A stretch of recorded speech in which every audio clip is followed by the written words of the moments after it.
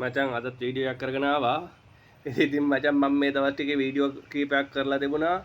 මචං මේ වීඩියෝ ටිකේ මම බැනුම් අහපු තරමට බැනුම් අහලා නැහැ වෙන කිසිම විදියකට. ඒ කියන්නේ මචං මෙහෙමයි වැඩේ. අපි අනුර කුමාරට කඩේ යන්නේ වාසි කිසිමක් බලාපොරොත්තු නෙමෙයි. අනුර කුමාරගෙන් තේ එකක් අපි බීලා නැහැ. නමුත් උන්ට තියෙන හැම වරප්‍රසාදයක්ම කපාගෙන රටට යමක් කරන්න හදනකොට ඒකට අපි කැප වෙලා වැඩ කරන්න ඕන.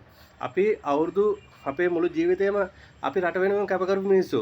අපි ඒ කැපකිරීම කරා නම් දේශපාලන වශයෙන් උත් යම් කිසි කැපකිරීමක් කරනවා නම් අපි ඒ කැපකිරීමට අනිවාර්යයෙන්ම අගය කරන්න ඕන. මොකද උඹලා හිතපල්ලා මේ කරන කැපකිරීම අනිත් උන් කරලා දිනන එක්කවත් මේකේ අඩුපාඩු තියෙනවා. රණවිරුවට සලකන එක ගැන අඩුපාඩු තියෙනවා.